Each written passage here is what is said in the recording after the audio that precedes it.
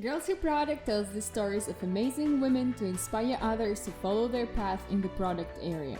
This project is supported by Zalando. Hi everyone, we're back with another very special episode of Girls Who Product. It's a video episode, and today we have with us Heather Samarin. Heather is just off stage of Productized conference. She was giving a talk together with her partner on moving into management leadership. So welcome, Heather. Thank you. And how are you feeling right now? Are you feeling like relieved, or you just want to get more and you want to step on stage one more time? No, I'm energized by these conferences. It's always fun to see new product management faces and feel like you're making a difference. We did a workshop yesterday on, the basic groundwork of good product management, and then today's talk was a lot of fun. And so any way that we can help and inspire other product managers, then I'm happy to do it. Well, I know that you are a frequent public speaker, so yes. You run your own company, you're also being invited to many conferences. And my question here is, do you still have this feeling of nervousness and excitement when you get on stage? And if you do, how do you deal with that? Of course, I'm always nervous. Like it's not easy. But over time you get more confidence because you get more intimate with the content that you're presenting. And the fact that my business partner, Vidya, and I are so passionate about the topic, we're more excited to share than we are nervous to stand up and talk.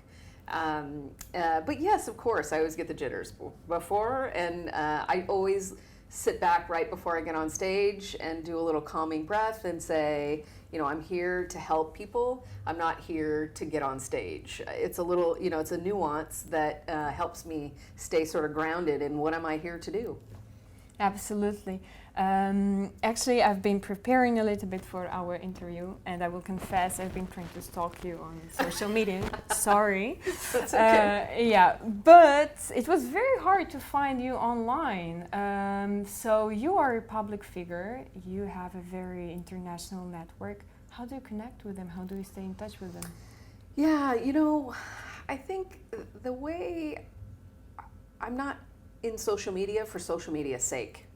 I look for opportunities to support the product community, and so whether that be doing a talk and reaching out to conference organizers and offering up different thoughts on what I'm hearing in the community. So I belong to a lot of social networks on product management, including executive women in product and women in product, as well as some of the bigger product management communities online.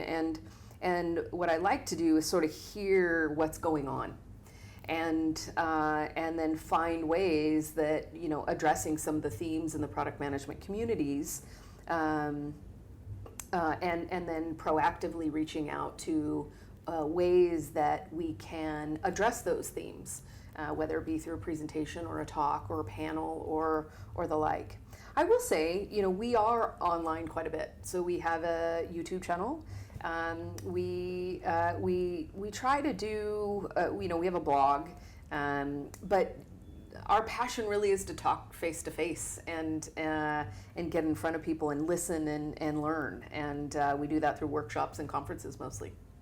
Yeah, absolutely. So I'm sure if you're watching this video, please make sure to watch online the comments. We're going to put there all the links to your profiles where people can connect with you. And LinkedIn is huge. So we're on LinkedIn. We're on sort of the standard, but we don't do a ton. We don't focus on that. We focus on getting in front of people and getting face to face and sort of being in the community live and learning and listening and then supporting.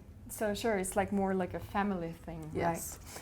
So Heather, actually, I invited you to take this interview with us because I found your work to be quite interesting. The project that we are doing is called Girls Who Product, and it's meant to inspire women to get into the product profession because, unfortunately, until nowadays, there is a stereotype that product is either only for men or for those who are very geeky or for those who are very nerdy and like being in tech, and it's not true. No. And apparently, I was at the Productized conference last year, and comparing it to this year, I see a lot more women this year in this year edition, and I see more women with very alternative, let's say, profiles. Mm-hmm. So do you think that we're finally getting there and breaking the stereotypes that only men can be good leaders, and we are finally getting more women in the leadership? Yeah, great question. I think that organizations are recognizing the value of a diverse product management community. We are developing experiences for populations of people, and without having the mindset, the perceptions, the perspectives of the people you're serving, I find it hard to believe that you're building great experiences that are targeted towards the community that you're targeting. So I think the value of women in really just diversity. I don't think it's just a women in product. I think it's a broader topic of diversity and bringing in voices from all cultures, from all upbringings, from everywhere. That allows you to build better experiences. And that's all we're here for as product managers. Our goal in life is to build great experiences that make impact on lives in the world, in our communities. So how can you do that without having that kind of diversity, whether it be a woman, specific race, LGBT? We need those diverse perspectives. Yeah, absolutely. Actually, in my past interviews, my guests have been bringing up this fact that actually it's great that product professions are so not obvious. They're not so easy to get to, because if you want to get into it, you really need to make an effort. You really need to search for it. There is no university course that you can take. So maybe, do you think it's a positive fact that it's still not that obvious and not that easy to get into? I don't think it's a positive. It's an interesting dynamic. So it makes for interesting career paths. I fell into product management. Most of the people that I know that are higher up into product management and in every level of product management, most of the people that I know in this community, they sort of fell into it. They fell into a role that then became a product manager. And that makes it tough for folks entering into this function, because then how do you think about career pathing? How do you think about the baseline skill set that is required to develop great experiences? Because at the end of the day, that's what a product manager does. And so it's funny that you ask. My business partner and I were product rebels. That's our company.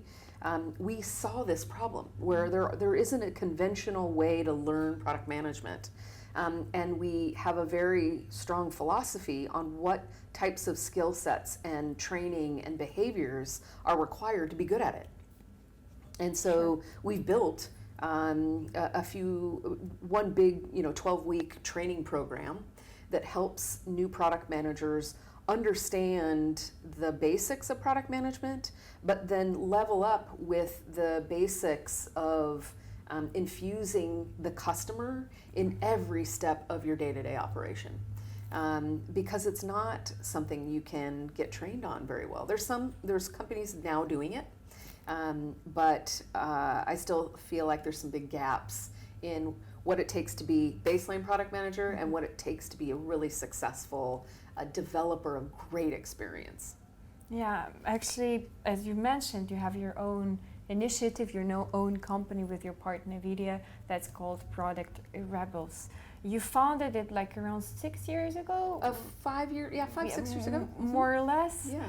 And why rebels? Like, is it like a marketing strategy because it's cool to be rebelling, or what is it that you're rebelling against? We truly feel like, one of the things that we found, the challenges, we were both executives at large companies, product executives, and it was so hard to find product managers that really stood up for the customer and held that customer flag as we went through the process of creating new products or new experiences.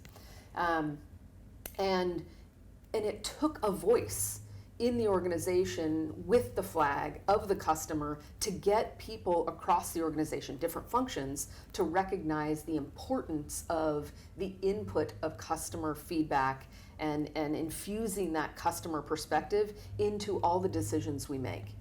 And for us, what we found was it was sort of rebellious in most organizations. Standing up for your customer was often, and has been often, a struggle, and it takes a voice. It takes a desire and a passion to represent your customer to organizations that may not be as well versed in what's going on. And so we viewed it as this is a rebellious topic in many organizations, and we wanted to set that tone when product managers came to us for help. We wanted them to know that we are standing together, and we are going to provide the skills and the inspiration that allows you to stand up in an organization, and you may be the only one for a little while on demonstrating the importance of customer knowledge, customer intimacy, and feedback. That's fantastic. Yeah. Actually, talking about empathy towards your customers and fighting for the rights of your customers. Recently, I've read a very interesting article in The Guardian that was called, I think, the mindfulness conspiracy. So basically, it was talking about the fact that nowadays they sell us the idea that you don't need to rebel, you just need to be mindful, and the problem is in your head. So go meditate, drink some veggie juice, and go for running every morning, which I do not really agree, you know. And so my doubt was here, when you're a product manager, you are responsible for so many things, for so many stakeholders, and you're also the voice of the customers. So how to stay loyal, and first of all, how to distinguish this true, genuine feeling of kindness towards your customers, and then how to stay loyal to this feeling and not to confuse it with being mindful and meditative advocate of peace and love, you know. Interesting. So I meditate. I do it so that I just stay centered and balanced, and don't let emotion drive my action. Yeah. Is that, I don't think that is something that is anti-customer listening or anti-problem solving for my customer. I view it as a way to keep my ears open and keep my voice down, so that the ratio of my ears to my mouth are actually the way that I operate, right? Sure. I operate mostly with my ears, listening to what customers have to say, listen to what my leaders have to say, listen to what my cross-functional counterparts have to say, because my job as a product manager is to influence beyond every team in the organization to drive the release of great experiences. It takes the entire team, and nobody reports to you as a product manager. So you have to listen in order to influence. And so I think there is a connection to meditation, which is stop, clear your mind, and listen, and so that you can stay open and calm when things happen, right? And so I don't know, to me it's a tool by which I can be a better product manager. Yeah, I totally agree with you. I meditate as well. It's just that, as we were saying, you have to be really open to others and to turn it into a teamwork to make it happen. That's right. And yeah, what we see happening, maybe just my subjective opinion, is people are being told that, oh, it's in your head, go resolve your own problems and then continue. You know what I mean? So It's not really, people are not rebelling as you are doing with your company and with your partner against the injustice. Yeah. They're just, you know what I mean? They're being fed with an idea that Okay, just meditate and everything will be fine. I'm going to be fine. Yeah, basically that's it. Yeah. Yeah, no, meditation is a tool for your ability to solve problems. It's not in a better way, and a more calm way, and a more open way. Mm-hmm. It's not a alternative to solving problems. Yeah. I think. Absolutely, Yeah. absolutely. So 5 and something years ago, when you started the Product Rebels, back then you were already having senior positions in many companies, and out of a sudden you started from scratch. So what was going wrong that you decided to leave this comfort zone and turn into something unknown? Yeah. So Vinny and I had been friends for years, my business partner, my other fellow product rebel. And as executives, we would meet together and talk about the challenges we were having and bounce ideas. And we had several women in product leadership meeting on a regular basis to talk about some of the challenges we were facing as leadership in product. And one of the things that we found was it was almost impossible to hire product managers with the philosophies we held. What we believed drove great creation of great experiences. And so we sat back and said, gosh, there's no really great training that we find gives you the groundwork or the basics of great product management. Of course, there was some product management training companies out there that sort of talked about how to build a requirements document or a user story. There was agile training. All of that is good for the sort of the basic structure of product management. But there was a nuance that was missing for us. So we weren't and that nuance is how to infuse customer feedback and that empathy in every day-to-day operational task or responsibility that you had. And so we decided that we were going to build a training program and a coaching program that yielded great product management, great product managers with a taxonomy, the tools, the frameworks that they needed to actually excel in product management. Not just have the basics and enter into the function, but actually excel in the role. And so we saw a problem in the marketplace, and we decided to jump off and fix it. We've had wonderful careers. Both of us are very grateful for the executive careers we've had. We've learned a ton from great minds in design and product leadership and company leadership, and we felt like it was time to really give that back. And we love it. We're having a great time. That's beautiful. That's beautiful. Yeah. And among the people that you're training, I'm sure there is a broad audience of ladies.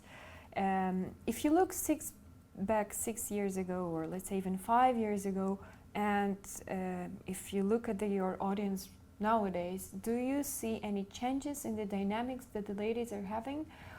In a sense, in the way they're looking for a job? Are they feeling more confident? Is it the same thing that they are looking nowadays for, or it's something different, or there is no difference at all? Yeah, I'm seeing the same challenges for women that I've seen ever since I entered leadership as a woman. We often see women defeating themselves very quickly, whether they disclaim what they're going to say, whether they defer to others, whether they just don't have the confidence to ask for what they want. And so as I think about new, product management, women wanting to enter product management, I see the same confidence and challenges that I've always seen. And I don't even think it's just product management. I see it in every industry, or most, at least in tech, in most roles in tech. And so I don't see a huge change. And so I really am blessed to be an example that women can do it, and They just need to reach out and ask for a little help, I don't see a huge change, though I do see the numbers changing, and which is exciting, right? And I see a much different profile of product manager than I did 15 years ago. Yeah. Many product managers that I met, that I worked with, were very technical, and that was sort of the entry point. And now I see people looking for much different backgrounds in skill set, in culture, in different experience, which I think is fantastic. Because as we talked about earlier, I feel like empathy is your number one skill in product management, and without having multiple perspectives, it's hard to have that empathy. Yeah, absolutely. Actually, Elise Bosker, with whom you just shared the stage on the discussion panel, she has background in theater. Oh, great. She used to study for theater scenario. I was so surprised when I discovered that now she's in product. So you see, there is a point in here for sure. We're coming to an end of our interview, unfortunately. I don't want to hold your time anymore. So one of my last questions or requests, I would say, would be to give an advice for ladies who want to get into a product but are still feeling insecure and are not really confident about their desire, about their decision. So what should they do? Great question. Reach out, get help. There's many women that want to help. There are many women in product communities online that you can join. The second is, I think, I coach women right now on just resume building.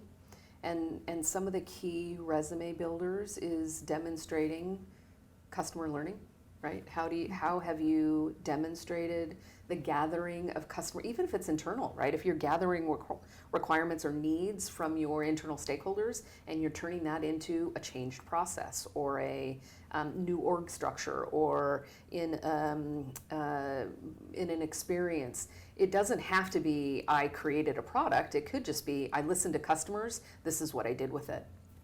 And it's influencing skills. So being able to influence at different levels and across the organization with people that don't report to you.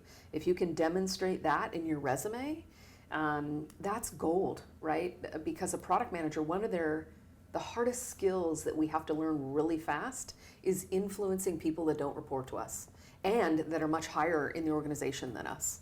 And I, as a hiring manager, look for that ability to influence.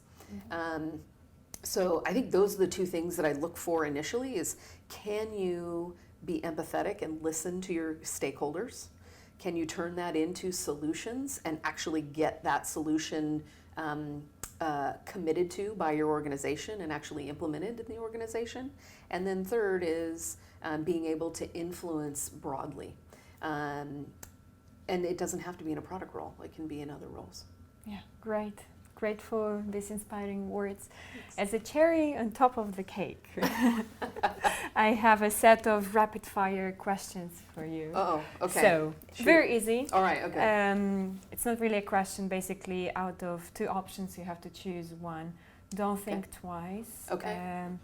Listen to your heart. So, camping in Yosemite Park or staying in a 5-star hotel in Miami? Camping, hands down. I keep in touch with you. Next time when there we go together. So, red wine or white wine? Red wine. Skydiving or a cruise trip across the Atlantic Ocean? Skydiving. Great. A documentary on Netflix or a fresh volume of National Geographic? Documentary on Netflix. Frank Sinatra or Eminem? Frank Sinatra. The community or the individual? Community. A startup weekend or corporate retreats? Oh, startup weekend. Hands down on that one. Financial planning or customer interviewing? Customer interview. So, and the final one, are you ready? Yeah. Stability or change? Change. Yay! Well, thank you. Thank you so much. That was Heather, our speaker of Productized Conference 2019. Please follow her on LinkedIn. Make sure you back her on LinkedIn as well, and send many emails in case you have any doubts, any questions. Check out their courses on Product Rebels. Yes. And yeah, let's stay in touch. Let's Thank be you. together. Thank you so much. Bye-bye. Bye-bye. Thanks for staying with us.